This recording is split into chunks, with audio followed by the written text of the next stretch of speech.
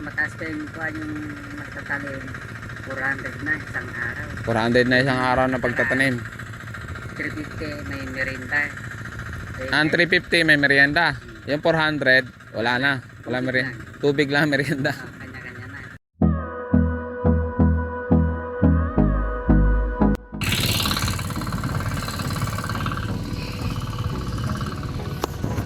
Hold me close till I get up. Time is barely on our side. I don't wanna waste what's left. The storms we chase are leading us, and love is all we'll ever trust. Yeah, no, I don't wanna waste what's Bibili akong cricket. Tinanong ako kung we'll go ngayon na ba dadaling kagad sa bahay. through the wasteland. Alagang 200. Till my shadow turns to sun rays, and Sabi ko mamayang hapon na lang. we'll go Ipupulutan. through the highways. Kasi pagkagabi ganun din sila dito eh. Umiinom. Pampaalis. Maghapong nagtatrabaho. Regalo nila sa sarili nila is ano yun. Para makapagpahinga ng pahinga nila yung ano. Sa hapon umiinom sila ng isang 2x2. Sakit sa ano? Paa yung kinina. Ito paa yung ang dayaming matutulis. The way melodies we haven't played. Kaya na baliwala kasi ano. I don't want no rest. Sanay na sila. Dapat may kayo yung paa nila. To create a Minsan, song. I don't wanna miss iba yung pinasya. Punta kami sa kapatid na misis. we'll go through the wastelands, through the highways, till my shadow turns to sun rays, and on we'll go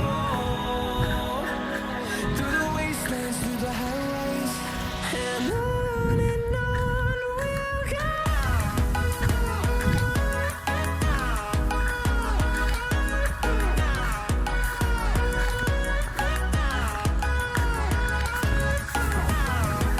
Ito kinaktok nito. Tapos matutubig din.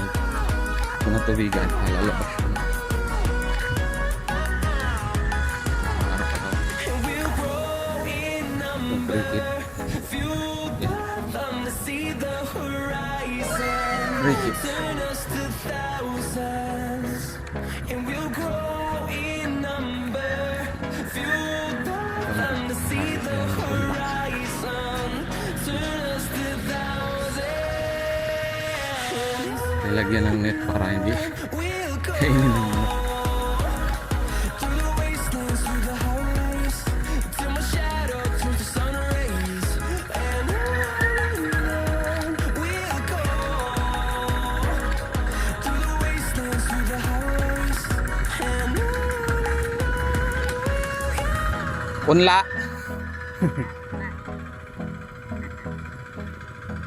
Ilang araw yan bago ano? Bubunutin. 21 days. Yung iba 26 days. Meron din ada 18 days. Kaya lang yung abono. Kami ang munang abono na. Ah, maraming abono pagka 18 days. Mga kilos. Ah, pag medyo malaki na, konti lang fertilizer magagamit. Okay. Hindi. Pagka 18 days lang, 18 days. marami ka naman fertilizer na gagamitin. Complete saka Loria. Tag-sampo. 2 bisis yung paghaloy nyo. Oo. 20 kilos para mabilis ang lumaki. Pwedeng 18 days. Oo. Kaya lang mamupan pa lang nun. Depende ba yun sa punlakil pagka ano, yung kasi meron silang tinatawag na 26 days na gano'n. Depende sa mga ano, yung palay. Hindi yung buwan, isang buwan, kaya lang, hindi siyang mga anak na. Kaya lang yun, damihan mo ng abono pag isang buwan na. Kaya, yung dinanim mo, ganun din. Pagtanim nun, ilang araw yung bago abunuhan? Mga 30 days. 30 days. Parang 1 month siya. Lalagyan mo na ng abono. May meron na siyang isang buwan, pwede ang abunungan. Oo. 2 bisis yun. 2 bisis. Pag-stream mo ng pan ng yung parao, yung insekto, mga ganun. Oo, para sa kuhol. Then, Para sa matatangaw. Para maganda yung ani. Pag hindi mo nisla, kakainin lang ng mga kuhol yung ano, palay, di ba? Masisira. yung dayami lang maano. Pati yung damo. Yung damo lang yun. Kunti maani. May pangpatay rin naman ng damo, di ba? Yung spray. Meron. Mga kanyo, mga tupurdi, pag ganyan kalaki natin, Oo. pag mag-spray ka, huwag ka munang mag-spray ka munang tupurdi. Pag natapos ang Kailangan palakihin katulad ng yon, yung mga yon. yan, Yeah. naabunan na yan. Pwede na, nalagyan na yan ng fertilizer. Mga ganyang malawak, ganyan lang, mga kanyan, mga 3 sako yun. Yan kalapad hanggang doon. Ah, 3 sakong abono.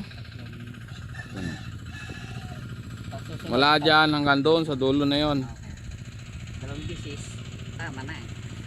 Tapos, Antay na lang ng ano, ng harvest. pagbubuntis, mag-spread pa na yung pag Magbubutil. Yan, magbubutil na siya. pag may lumabas na yung bunga, ayun pa na yung dawa niya, para manang pa na yun, hindi maritin. Para sa bubusog yung bunga niya. May parang ganon din pala, vitamins para ano, para sa mga butil. Kung walang vitamins, hindi ani mo, lugi pa. Konti yung ano, konti yung bunga ng palay. Oo, konti. Baka maanin mo siguro, ganyan, mga 3 kaban.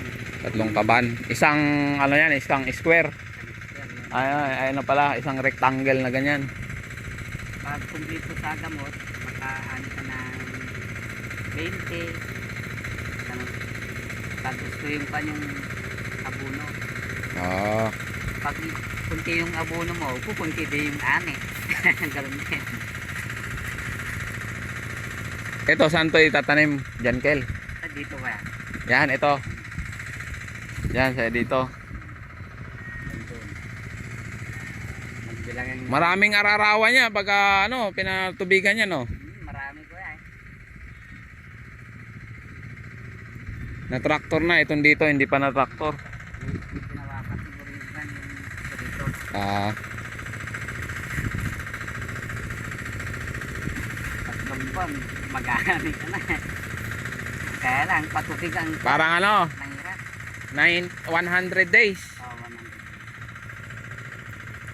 100. Bago maani yung palay, 100 days.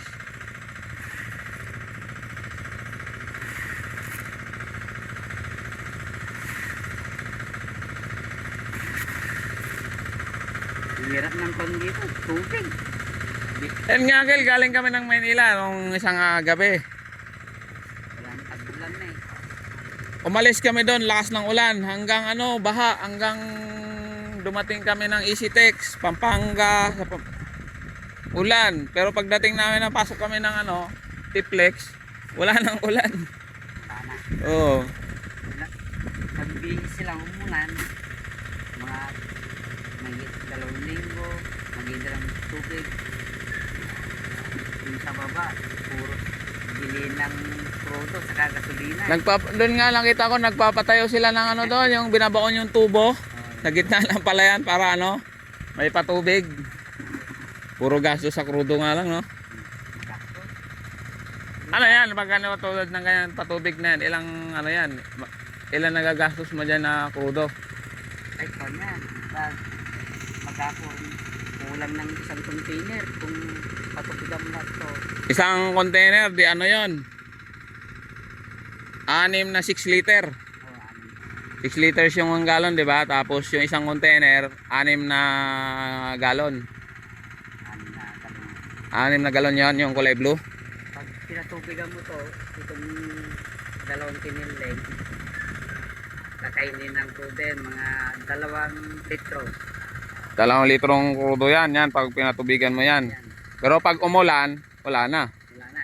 Yung tubig kasi yung mga ganun. Sumisip-sip sa ilalim. Kaya wala pa yung bukal pa yung ano.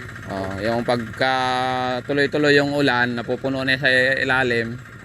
Kaya ano, nagkakaroon na ng bukal, di ba? Pag kinulig din yung itong magapon na ito, pabugasan, wala na yung tubig. Wala na agad ng tubig, sinisip-sip na. Sinisip na. Kaya patubigan na naman. Kaya malaki gastos kung magpapatubig dahil sa ano, krudo. Nagtaas pa naman yung ano, krudo. Mataas. Mas mataas pa yung kuha yung magtatanim. 400 na isang araw. 400 na isang araw na pagtatanim. 350 may merinda. Ang 350 may merienda. Yung 400, wala na. Wala merienda. Tubig lang merienda. Kanya-kanya na. Kanya-kanya. Patas ang patas, yung bili ng pali, mura naman. Kasi pinatasan ko yan, ano, yung harvester na. Hindi yung magagapas na. Yan nga yung ano, wala nang kita din yung mga ano, tao kasi harvester na gamit. Kaya yung binabawi na lang, yung magtanim na 400. Magapon yun. Oo. Pag natira, panibago na namang tindo na naman yun. Oo. Pag hindi natapos. Pag hektarya yun, may isang hektarya, 6 na tao lang yun. Isang hektarya maghapon, yun. 6 na tao. Yung pang mabilis yung tawon niya. Hindi yung mabagal.